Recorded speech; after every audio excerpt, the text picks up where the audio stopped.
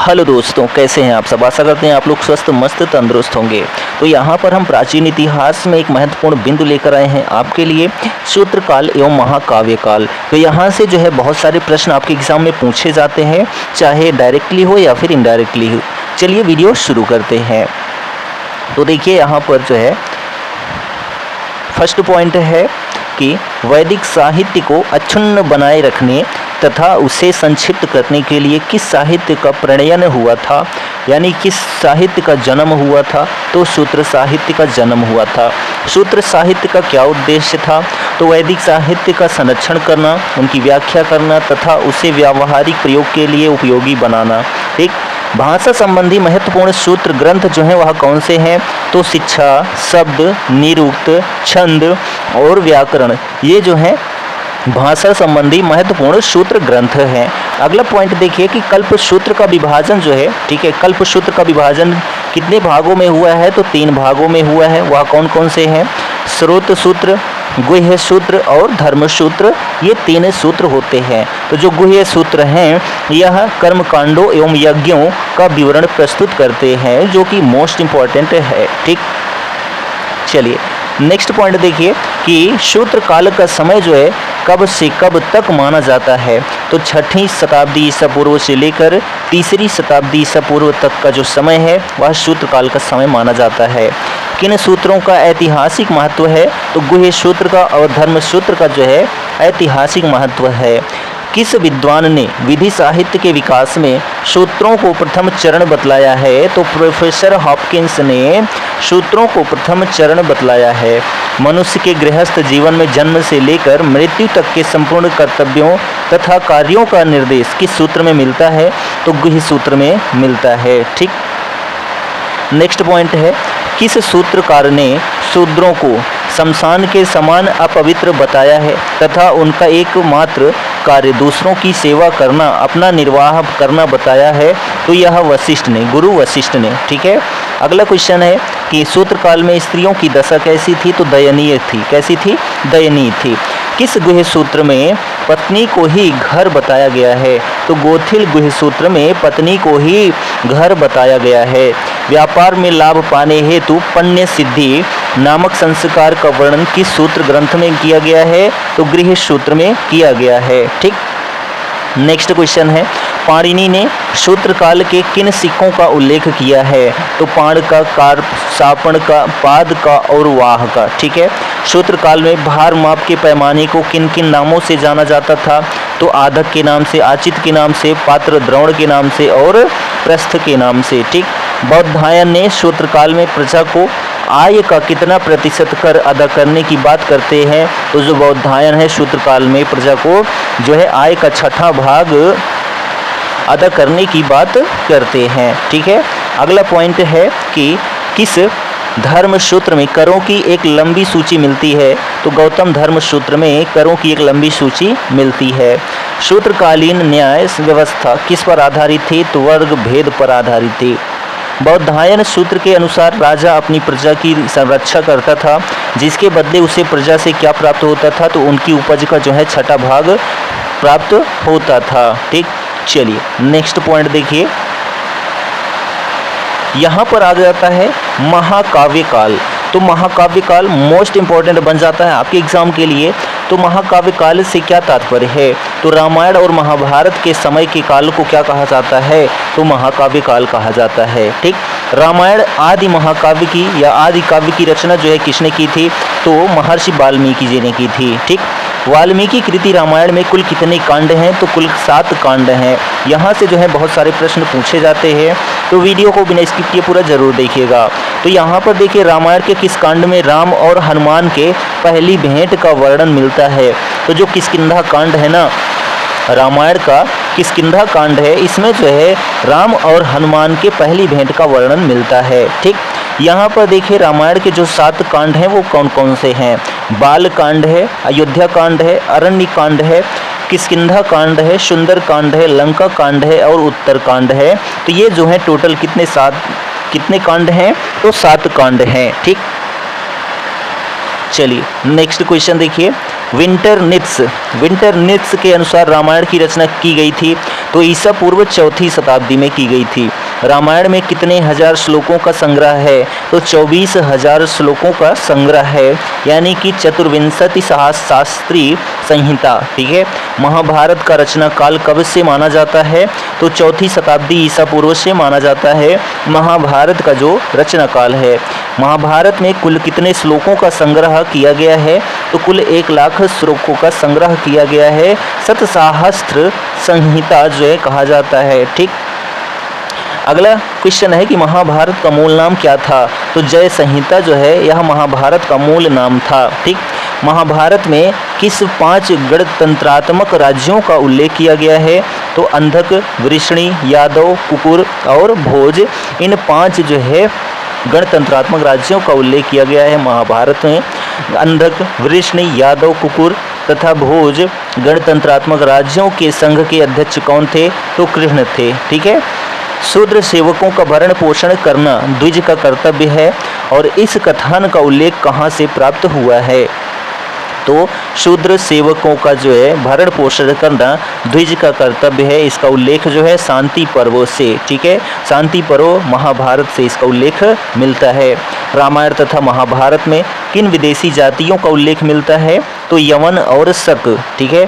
तथा यवन, शक, किरात, पल्लव, हूण। ठीक। तो यवन और शक का उल्लेख किस में मिलता है? रामायण में मिलता है।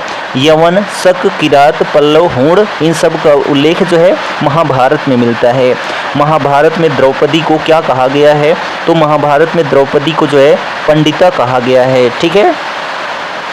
नेक्स्ट पॉइंट है कि महाभारत में जो है प्राप्त व्यवसायियों की सूची, तो महाभारत में जो प्राप्त व्यवसायियों की सूची है उनमें स्वर्णकार, लौहकार, बढ़ई, खनक, कुंभकार, चर्मकार, रजक, सौंडिक, तंतुवाय, कंबलकार, वैद्य, मालाकार एवं नाइत। ठीक है। चलिए नेक्स्ट है, महाभारत काल में किन देशों के साथ व्यापार होते थे? तो किन देशों के साथ? तो कंबोज के साथ, गंधार के साथ, सिंध के साथ, प्रागज्योतिष के साथ यानी कि असम के साथ, विंध्य प्रदेश के साथ, चीन के साथ और बाहली के साथ जो है महाभारत काल में व्यापार होते थे। चलिए नेक्स्ट पॉइंट देखिए, यहाँ पर है आश्रम। ठीक है। तो जो आश्रम थे वह किस प्रकार के थे? आश्रम शब्द की उत्पत्ति जो है श्रम धातु से हुई है, जिसका अर्थ होता है परिश्रम या फिर जो है प्रयास करना। सर्वप्रथम 3 आश्रमों का उल्लेख किस उपनिषद में मिलता है? तो छांदोग्य उपनिषद में जो है 3 आश्रमों का उल्लेख मिलता है सर्वप्रथम। 4 आश्रमों का उल्लेख जो है सर्वप्रथम किस उपनिषद में मिलता है? तो जाबालोपनिषद में। जाबालोपनिषद में जो है 4 आश्रमों का उल्लेख मिलता है। 3 आश्रमों वाला जो उल्लेख है ना, छांदोग्य उपनिषद मोस्ट इम्पॉर्टेंट है, आप याद रखें। किस संस्कार के संपन्न होने के उपरांत व्यक्ति ब्रह्मचर्य आश्रम प्रवेश करता था? तो उपनयन संस्कार के बाद जो है व्यक्ति ब्रह्मचर्य आश्रम में प्रवेश करता था। ठीक है। उपनयन संस्कार होने के बाद ब्रह्मचर्य जीवन अपनाता था कोई भी व्यक्ति जो होता था। ब्रह्मचारी के कितने प्रकार बतलाए गए हैं? तो 2 प्रकार बतलाए गए हैं। ठीक है। नैष्ठिक में एवं जो है उपकुर्वाण, ये 2 कौन से हैं? तो नैष्ठिक और उपकुर्वाण हैं ब्रह्मचारी के 2 प्रकार हैं। ऐसे विद्यार्थी जो जीवन पर्यंत गुरु के समीप रहकर विद्या अध्ययन करते थे उन्हें क्या कहते थे? तो उन्हें नैष्ठिक कहा जाता था। ऐसे विद्यार्थी जो ब्रह्मचर्य जीवन समाप्त करके गृहस्थ जीवन में प्रवेश करते थे उन्हें क्या कहते थे? तो उन्हें जो है उपकुर्वाण कहा जाता था। उपकुर्वाण कहा जाता था। ठीक। अगला प्रश्न है कि किस संस्कार के संपन्न होने के उपरांत मनुष्य गृहस्थाश्रम में प्रवेश करता था? तो विवाह संस्कार के बाद। गृहस्थाश्रम में रहकर मनुष्य किन ऋणों से मुक्ति प्राप्त करता था? तो देव ऋण से मुक्ति प्राप्त करता था, ऋषि ऋण से मुक्ति प्राप्त करता था, पितृ ऋण से जो है मुक्ति प्राप्त करता था। कहाँ पर? तो गृहस्थाश्रम में रहकर मनुष्य इन तीनों से मुक्ति प्राप्त करता था। अगला क्वेश्चन है कि गृहस्थाश्रम में रहकर मनुष्य कितने यज्ञों का संपादन करता था? तो 5 महायज्ञों का। ये 5 महायज्ञ कौन कौन से हैं? तो यह भी आप जान लीजिए। ब्रह्म यज्ञ होता था, पितृ यज्ञ होता था, देव यज्ञ होता था, भूत यज्ञ होता था और जो है कौन सा यज्ञ होता था, मनुष्य यज्ञ होता था। ठीक है, चलिए अगला यहाँ पर देखिए क्वेश्चन है कि गृहस्थाश्रम के कर्तव्यों को भली भांति पूरा कर लेने के उपरांत मनुष्य किस आश्रम के लिए प्रस्थान करता था, तो उसको जो है वानप्रस्थ आश्रम कहा जाता था। ठीक है, वैखानस शब्द का प्रयोग किस आश्रम के लिए मिलता है, तो वानप्रस्थ आश्रम के लिए जो है वैखानस शब्द का प्रयोग मिलता है। वानप्रस्थ आश्रम के उपरांत मनुष्य किस आश्रम में प्रवेश करता था, तो उसको संन्यास आश्रम कहते थे। ठीक, चलिए आगे बात करते हैं यहाँ पर नेक्स्ट क्वेश्चन की, नेक्स्ट पॉइंट की। तो देखिए यहाँ पर क्वेश्चन है कि चारों आश्रमों का विधान किसके लिए किया गया था, तो द्विज के लिए किया गया था। ये जो 4 आश्रम हैं वह कौन कौन से हैं, तो ब्रह्मचर्य आश्रम 0 वर्ष से लेकर 25 वर्ष तक, यानी जन्म से लेकर 25 वर्ष तक। गृहस्थाश्रम यह 26 वर्ष से 50 वर्ष की उम्र तक। वानप्रस्थ आश्रम जो था 51 वर्ष से लेकर जो है 75 वर्ष तक था। संन्यास आश्रम कौन सा था, तो 76 वर्ष से लेकर 100 वर्ष तक का जो है संन्यास आश्रम होता था। ठीक, चलिए अगला आता है पॉइंट पुरुषार्थ। पुरुषार्थ हिंदू धर्म ग्रंथों में कितने पुरुषार्थ बतलाए गए हैं, तो 4, धर्म अर्थ काम मोक्ष। तो 4 पुरुषार्थ कौन कौन से हैं, तो धर्म अर्थ काम मोक्ष, ये जो हैं 4 पुरुषार्थ हैं। पुरुषार्थों का क्या उद्देश्य था, मनुष्य के भौतिक तथा आध्यात्मिक सुखों के बीच सामंजस्य स्थापित करना पुरुषार्थों का जो है उद्देश्य था। ठीक, चलिए अगला पॉइंट है कि अर्थ तथा काम ये पुरुषार्थ मनुष्य के भौतिक सुखों के लिए प्रतिनिधि है। धर्म तथा मोक्ष ये पुरुषार्थ मनुष्य के आध्यात्मिक सुखों के प्रतिनिधित्व करते हैं। ठीक, वे पुरुष कौन से पुरुषार्थ हैं जिन्हें त्रिवर्ग की श्रेणी में रखा गया है, तो धर्म अर्थ और काम को त्रिवर्ग की श्रेणी में रखा गया है। किस पुरुषार्थ को त्रिवर्ग की श्रेणी में नहीं रखा गया है, तो जो मोक्ष है यह त्रिवर्ग की श्रेणी में इसको नहीं रखा गया है। अगला पॉइंट है कि उत्तर वैदिक काल में वर्णित पुरुषार्थ के संदर्भ में सत्य कथन क्या है, तो धर्म अर्थ काम मोक्ष 4 पुरुषार्थ हैं। इनकी संकल्पना या प्रवृत्ति जो है भोग तथा निवृत्ति संन्यास के मध्य संतुलन के लिए की गई थी। पुरुषार्थ भौतिकवाद एवं आध्यात्मिक के मध्य समन्वय को दर्शाता है। अब हमारी चर्चा होने वाली है वेदांग की। किसकी, तो वेदांग पर होने वाली है। तो वेदांग देखिए, वैदिक संहिताओं, ब्राह्मण, आरण्यक और उपनिषद के वेद संबंधी जिस साहित्य का विकास हुआ उसे क्या कहते हैं, तो उसे वेदांग कहते हैं।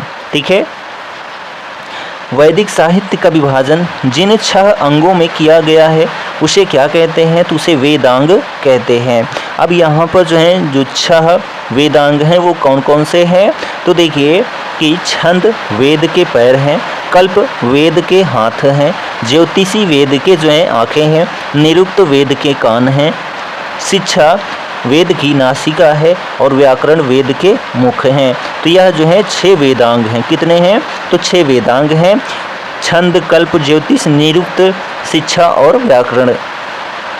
ठीक है, निरुक्त की रचना जो है किसने की थी, तो निरुक्त की रचना जो है यास्क ने की थी। किसने, तो यास्क ने। चलिए अब यहाँ पर बात आती है संस्कार की। ठीक है, संस्कार की। तो देखिए संस्कार, संस्कार शब्द सम उपसर्ग के पूर्व क्री धातु में घन प्रत्यय लगाने से बनता है, जिसका शाब्दिक अर्थ होता है परिष्कार, शुद्धता अथवा जो है पवित्रता। संस्कार का मतलब होता है। संस्कारों के विधानों का वर्णन किस साहित्य में मिलता है, तो सूत्र साहित्य में या गुह्य सूत्रों में एवं स्मृति ग्रंथों में जो है संस्कारों के विधानों का वर्णन मिलता है। ठीक, स्मृति ग्रंथों में संस्कारों की कुल संख्या कितनी बतलाई गई है, तो 16। ठीक है, स्मृति ग्रंथों में संस्कारों की जो संख्या बतलाई गई है 16 बतलाई गई है। तो यहाँ पर देखिए 16 संस्कार कौन से हैं।